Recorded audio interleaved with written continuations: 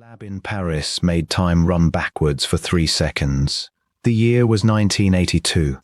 Paris in winter, cold, damp, the kind of chill that seeps into your bones. Inside the lab at the Institut in Orsay, the air was thick with the acrid tang of ozone, the sharp metallic bite of hot solder lingering like a ghost. Fluorescent lights hummed overhead, casting a sterile glow over the equipment.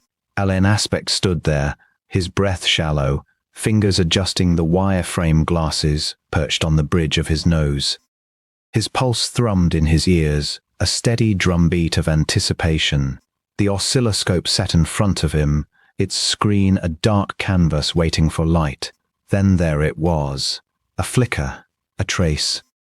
A single line of green phosphorescence dancing across the display, and then, impossibly, it reversed.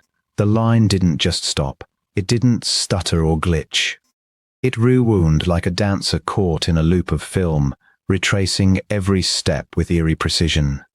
Particles that had just scattered in one direction now flowed backward, as if time itself had hit rewind. Aspect's stomach dropped. His hands trembled not from the cold, but from the weight of what he was seeing. This wasn't just unexpected. It was forbidden. The second law of thermodynamics, the bedrock of physics, the unshakable rule that entropy always increases, that time only moves forward, it all screamed that this should be impossible. And yet, for 3 full seconds, the universe had ignored the rules. He ran the experiment again, the same result. Again, the particles kept rewinding, as if mocking the laws of nature. Aspect's mind raced. If this was real, if this wasn't some cruel trick of the equipment, then everything he knew about physics was wrong, not just a little wrong, fundamentally wrong. The implications were staggering. Time wasn't just a one-way street. It could be bent, maybe even broken. But then the phone rang.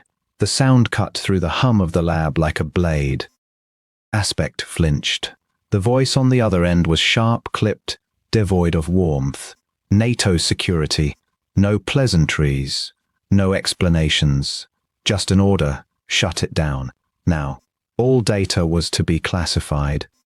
Every scientist involved was to sign a non-disclosure agreement. No questions, no debate. Aspect refused. He argued. He pleaded. He pointed to the oscilloscope, to the data, to the undeniable proof flickering in front of them. It didn't matter.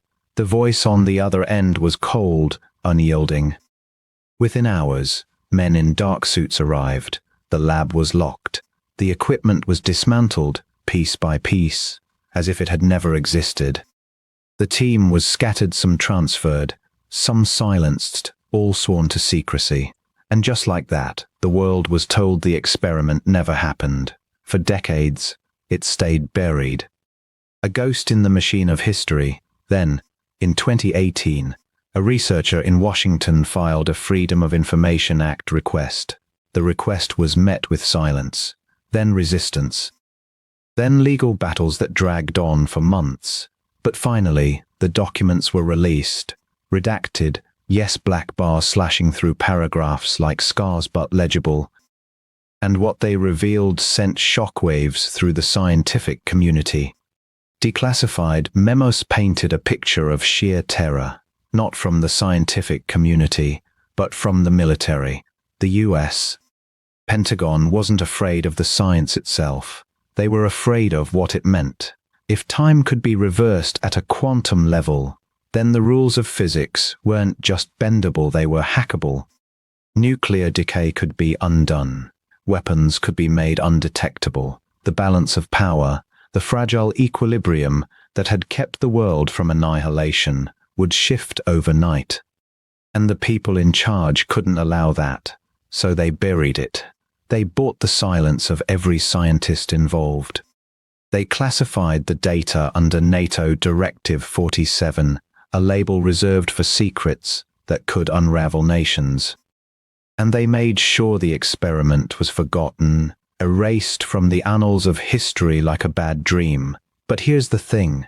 The documents didn't just confirm the experiment happened. They confirmed it worked. For 3 seconds, in a lab in Paris, time ran backwards. Not in theory, not in a thought experiment, but in reality. And that changes everything. Because if time can reverse in a lab, what else is possible? What other truths are locked away in classified files, hidden behind layers of bureaucracy and fear? What other discoveries have been buried, not because they were dangerous, but because they were inconvenient? How much of what we know about science, about history, about the very nature of reality is shaped by what we're allowed to see? The documents are still online. You can find them. Search Orsay time reversal Fourier. They're there, waiting. And when you read them, when you see the blacked out lines and the redacted paragraphs, ask yourself, what else is missing? What else have we been told isn't real, simply because someone decided it shouldn't be? The past isn't just a story we tell ourselves. It's a puzzle with missing pieces. And some of those pieces are still out there, hidden in plain sight. Follow for the next chapter.